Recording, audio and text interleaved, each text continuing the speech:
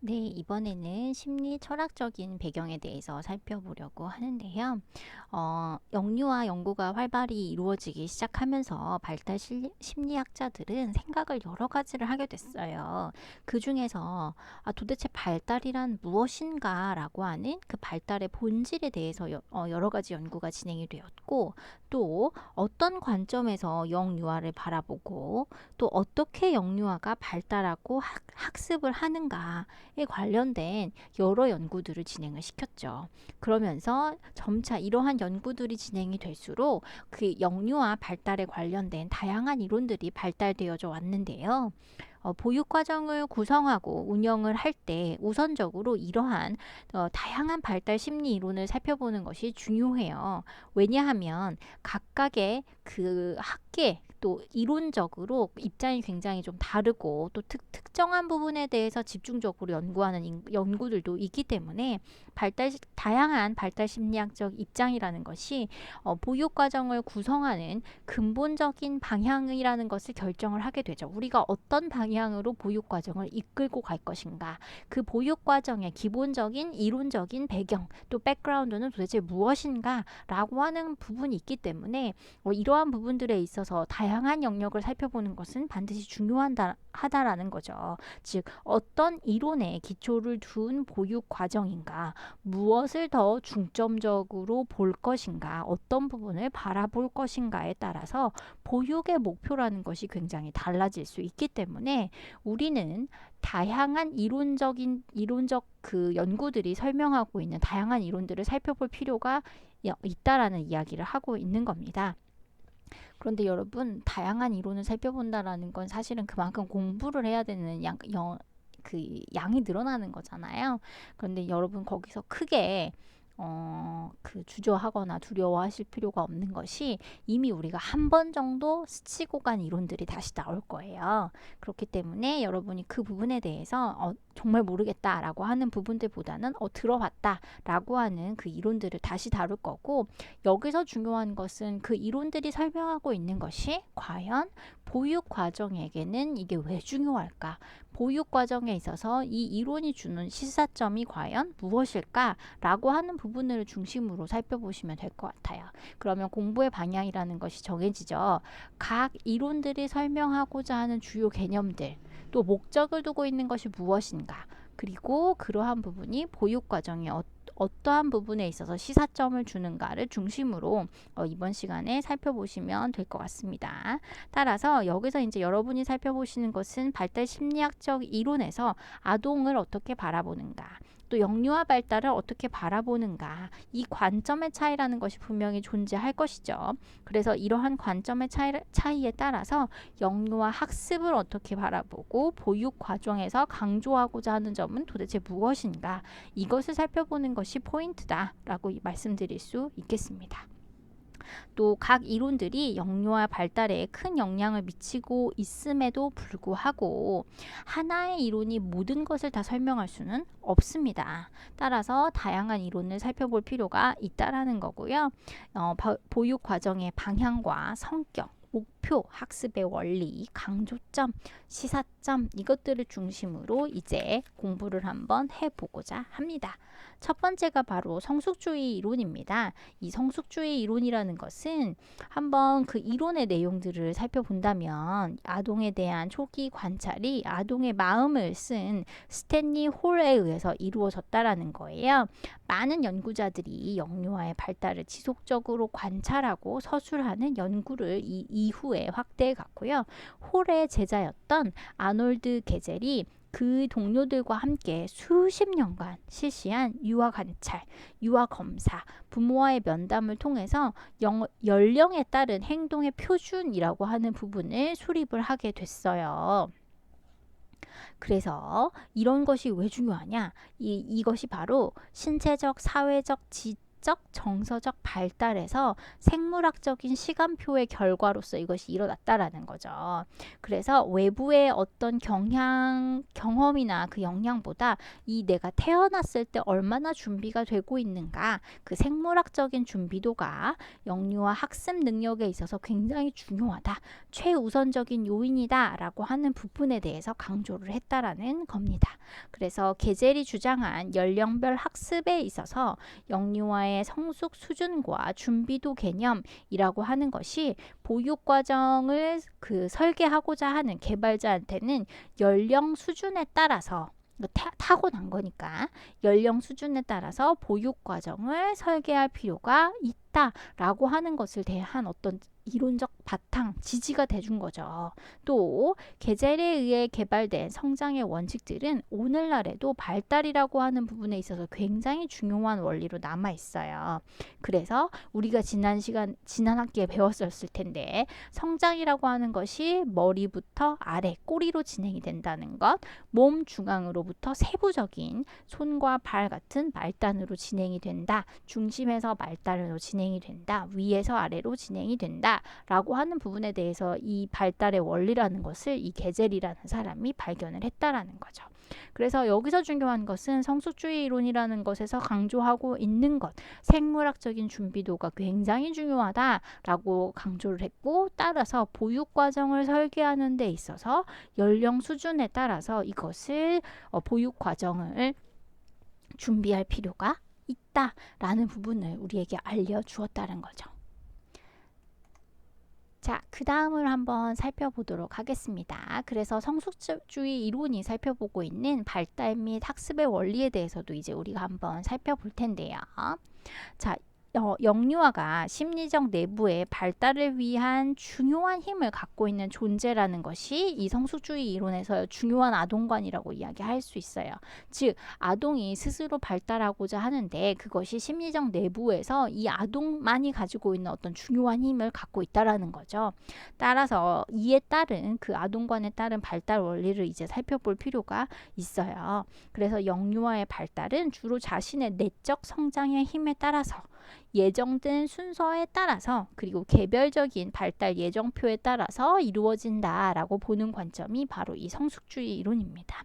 그런데 그 예정된 순서에 따라 발달이 이루어진다는 것은 여러분이 한번 보시면 반드시 무언가를 하기 전에 해야 할 것이 있다라는 거예요. 아이가 말하기 전에 옹알이부터 하잖아요. 그리고 아이가 앉아있다가 바로 막 뛰는 건 아니죠. 일어서기를 먼저 하고 그 다음에 걷는 것을 하고 그 다음에 뛸 수 있다라는 거예요. 뭐 이렇게 그 발달이라는 것이 어떤 순서에 따라서 이루어진다라고 이야기를 하고 있는 겁니다. 근데 중요한 것은 아동 스스로 가지고 있는 내적 힘에 따라서 그리고 예정된 순서에 따라서 그리고 사람마다 이것은 다르다라는 거죠. 그래서 개별적인 발달 예정표에 따라서 이루어진다라고 보는 관점이 바로 이 성숙주의 이론이라고 이야기할 수 있겠습니다. 그래서 여기서 한번 살펴보는 것은요. 영유아가 자신의 잠재 가능성을 충분히 발달시킬 수 있도록 수용적이고 자연적인 환경을 제공해 주어야 한다라고 하는 부분을 살펴볼 수가 있고, 영유아의 발달 및 성숙 수준에 부합되지 않는 이 아이는 아직 준비가 되지 않았는데 너는 왜 이걸 못하니? 라고 하는 부분은 필요 없다라는 거죠. 이제 이 아이가 자기의 순서에 따라서 갈 거다. 그리고 그 순서는 이미 정해져 있다. 라고 하는 부분을 이야기해 주면서 이것을 강조하거나 성취를 강조하거나 성숙을 재촉하는 것들은 필요 없다. 할 필요가 없는 일이다. 라고 이야기를 하고 있습니다. 자, 그러면 이러한 성숙주의 이론이 우리에게 보육 과정에 주는 시사점이란 과연 무엇인가? 라고 하는 부분을 살펴보면 영유아의 발달 수준과 준비도에 적합한 경험과 환경 구성을 강조해야 된다는 거죠. 아이가 이런 것들을 학습할 수 있고 나는 이걸 해봐야 되겠다 라고 아이 스스로 준비가 돼야 되는 거잖아요. 그래서 그런 것들을 경험할 수 있는 환경을 구성해 주어야 되는 것. 그리고 우리는 이끌고 가는 사람이 아니라 수용해주고 아동의 그 발달 상태를 그리고 이렇게 해보자 안내해주고 그 다음에 발달을 촉진해 줄 수 있는 교사의 역할을 해야 된다라는 거죠. 근데 막 강요하고 선생님 혼자 아이를 이끌려고 노력하고 아이는 아직 준비가 안 됐는데 뭐 이런 것들에 대해서는 성숙주의 이론에서는 지양해야 된다라는 부분에 대해서 이야기를 하고 있는 거죠. 그리고 그러기 위해서는 발달 수준에 적합하며 연계된 보육 과정이라는 것이 반드시 필요하다라고 하는 부분으로부터 우리가 성숙주의 이론으로부터 이러한 시사점을 얻을 수가 있겠습니다. 자, 다음으로 한번 넘어가 볼까요? 이분의 사진을 보신 적이 있죠. 그래서 지금은 프로이트인데요. 지난 학기에도 우리가 프로이트의 심리성적 발달 이론에 대한 이야기를 했을 거예요. 그리고 이분과 또 누구를 비교했었나요? 기말고사 시험 문제가 프로이트와 하면 늘 나오는 에릭슨에 대해서 비교하는 문제를 냈었었고요. 그렇죠? 그래서 그만큼 이분이 중요하다. 인간에 대한 연구를 할 때 이분의 기본적인 이론적 기초는 우리가 알고 가야 한다. 그렇기 때문에 여기서도 나오고 저기서도 나오고 굉장히 중요한 이론을 연구하신 분이 맞습니다. 그리고 내용이 굉장히 많고 복잡한 것들은 알고 있어요. 그렇지만 우리가 아동과 관련된 그 직업을 갖기 위해 준비하는 사람이라면 반드시 이분의 그 이론적인 그 내용들에 대해서는 우리가 어느 정도는 이해가 되어야 한다라고 하는 부분에 대해서 다시 한번 말씀을 드리고요. 자, 프로이트가 20세기 초반에 사회성과 성격 발달을 조사하였죠. 그러면서 성적 에너지가 행동에 영향을 미치는 원동력이다 라고 주장을 하였습니다. 또 이것을 바로 리비도라고 이야기를 했었죠.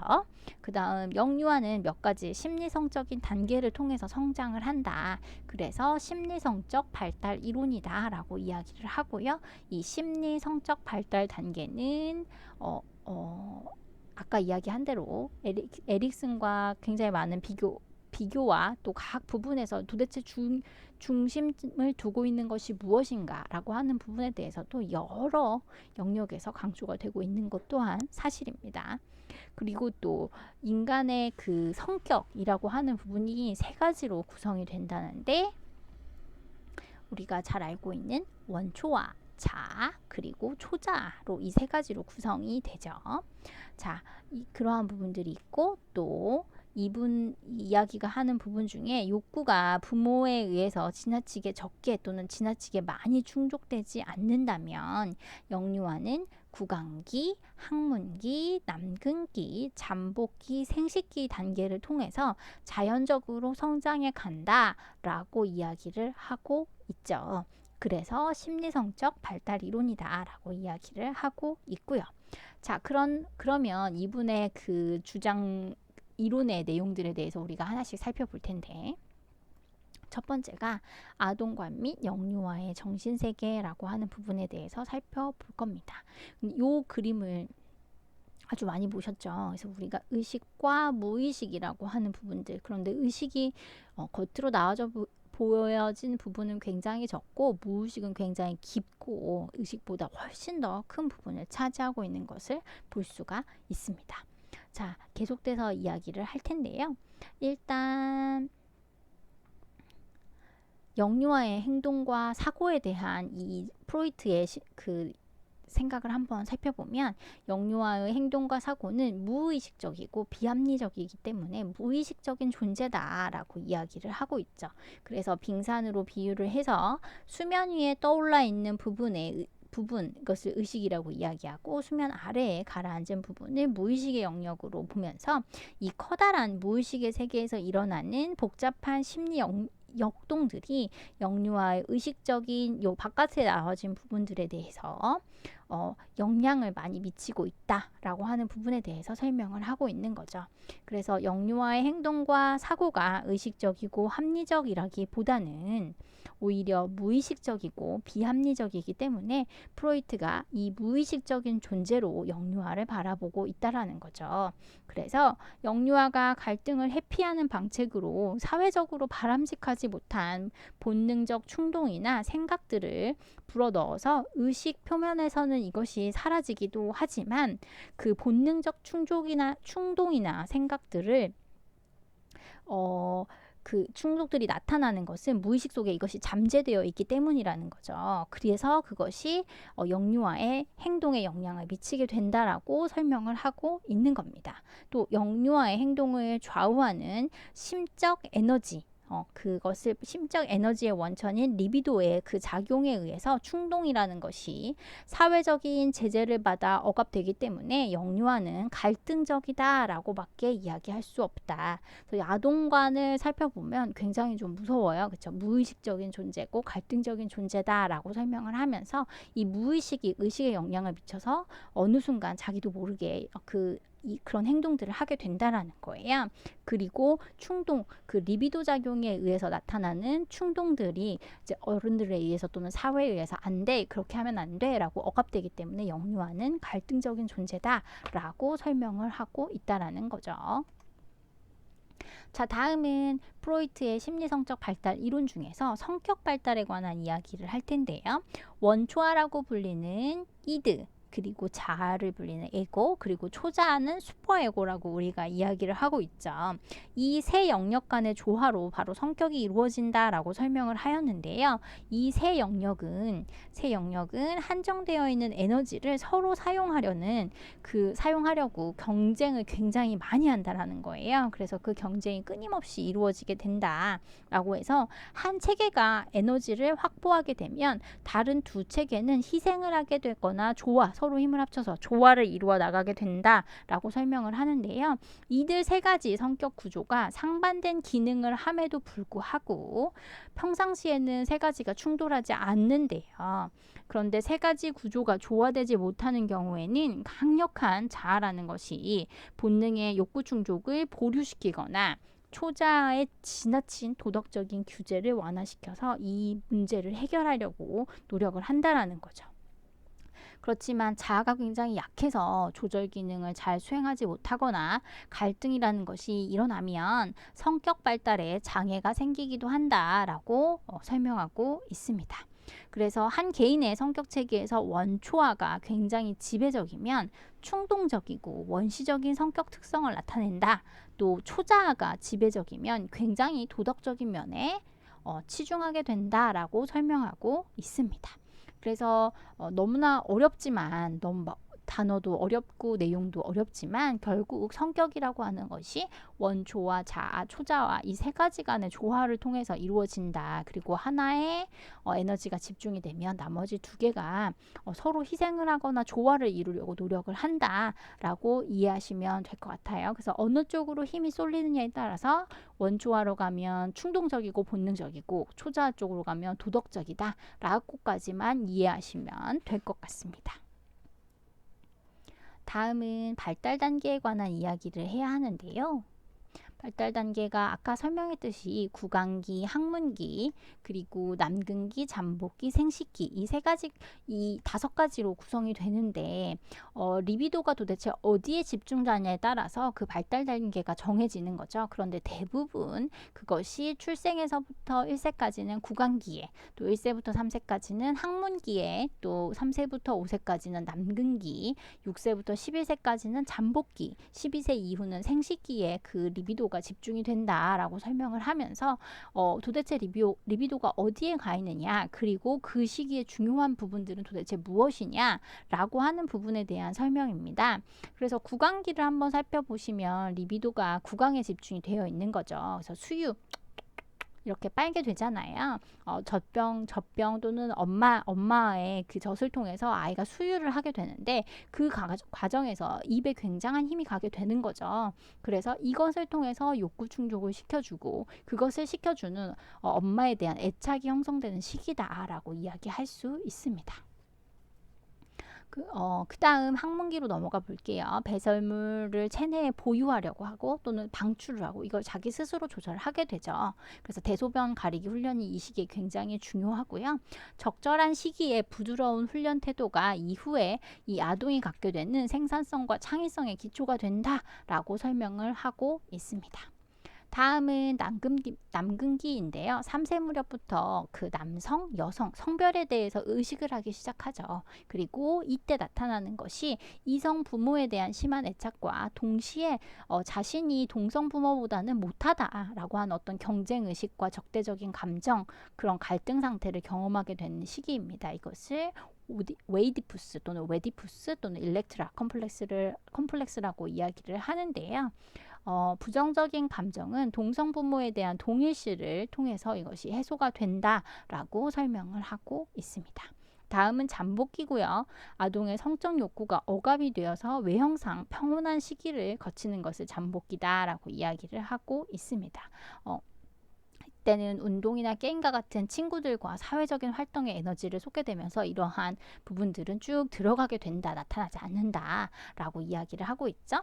다음 생식기는 잠복기 동안 잠재되어 있던 성 에너지가 이제는 무의식에서 의식의 세계로 나오는 시기다. 그래서 성적인 충동을 현실적으로 수행할 신체적인 부분들 또 생리적 능력들을 이제 우리가 갖추게 되는 거죠. 그래서 이성에 대한 관심 그리고 성숙된 애정으로 발전을 시켜나가는 단계가 바로 이 생식기이다 라고 설명하고 있는 것이 정신분석 이론입니다. 이제 우리가 에릭슨에 대해서도 그 프로이트를 봤으면 에릭슨을 봐야 되겠죠. 그런데 에릭슨도 내용이 많기 때문에 잠깐 쉬었다가 다시 진행하도록 하겠습니다.